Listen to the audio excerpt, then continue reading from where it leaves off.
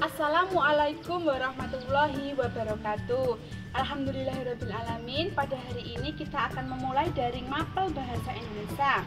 Sebelumnya, bagaimana kabarnya anak-anak semua? Semoga dalam keadaan sehat ya. Amin ya rabbal alamin. Berikutnya, daring bahasa Indonesia pada pagi hari ini dimulai dengan materi pokok, yaitu mencari ide pokok dan kalimat penjelas di dalam sebuah paragraf. Bagaimana cara-caranya mencari ide pokok? Simak video berikut ini.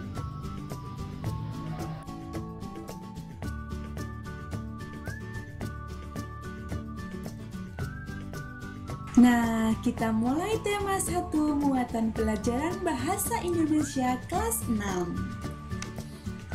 Pada kesempatan hari ini, sebelum kita belajar, mari kita berdoa terlebih dahulu. Berdoa mulai. Berdoa bisa diakhiri. Berikutnya, anak-anak, hari ini kita akan belajar bahasa Indonesia, yaitu dengan tujuan pembelajaran 1. Diharapkan setelah membaca teks laporan, siswa mampu menemukan kalimat utama, kalimat penjelas, dan ide pokok dengan benar. Sekarang kita kupas satu persatu. Apa itu kalimat utama? Ada yang masih ingat? Kalimat utama adalah kalimat yang memuat gagasan utama suatu paragraf yang di dalamnya terdapat ide pokok dan didukung dengan kalimat penjelas. Kalimat utama biasanya bisa terletak di awal paragraf, bisa terletak di akhir paragraf, ataupun di awal dan di akhir paragraf. Ketika di awal paragraf namanya deduktif, di akhir paragraf namanya induktif, dan bisa di awal ataupun di akhir namanya paragraf inaratif.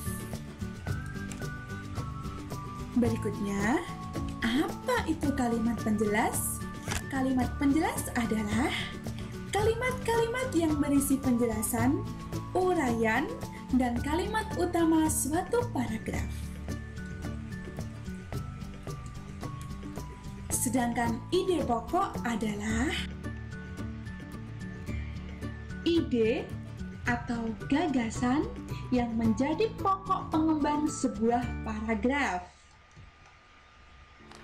Biasanya, ide pokok disebut juga sebagai gagasan utama. Lantas, bagaimana ya caranya untuk menentukan ide pokok? Cara yang pertama adalah kalian bisa menentukan terlebih dahulu kalimat utamanya. Yang kedua, kalian bisa mengurangi kata-kata pada kalimat utama yang tidak diperlukan. Cara yang ketiga adalah menyimpulkan ide pokok. Sekarang kita akan belajar menentukan ide pokok. Contoh yang pertama, kita akan menentukan ide pokok dengan kalimat utama yang terletak di awal paragraf. Contoh 1 seperti ini, silahkan dibaca. Sudah selesai membacanya? Ternyata anak-anakku, kalimat utamanya berada di kalimat 1, yaitu wilayah pantai termasuk dataran rendah. Dengan demikian, kalimat kedua dan kalimat ketiga merupakan kalimat penjelas. Silahkan dibaca. Langkah yang terakhir dalam menentukan ide pokok adalah menyimpulkan dari kalimat utama dan kalimat penjelas. Ternyata, ide pokoknya adalah pantai termasuk dataran rendah. Contoh yang kedua, kita akan mempelajari tentang menentukan ide pokok bila kalimat utamanya terletak di akhir paragraf. Contohnya seperti ini, silahkan dibaca paragraf tersebut. Sudah selesai membacanya?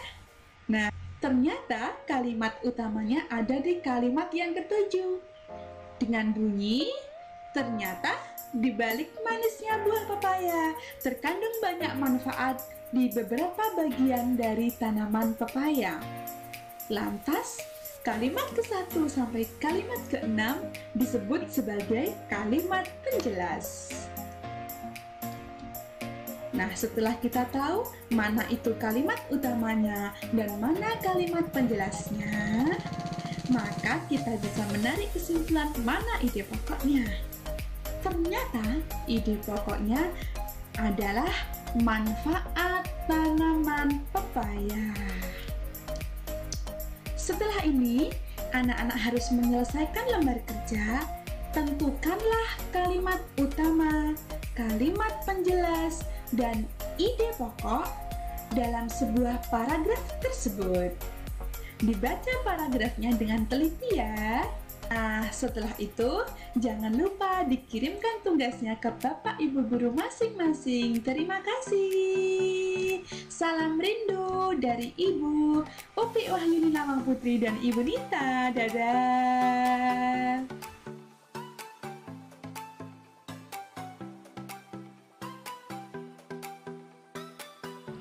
Nah, anak-anak tadi sudah belajar mengenai bagaimana mencari ide pokok dan kalimat penjelas. Untuk berikutnya, nanti anak-anak silakan mengerjakan latihan soalnya. Tetap semangat. Sampai berjumpa di pembelajaran berikutnya. Wassalamualaikum warahmatullahi wabarakatuh.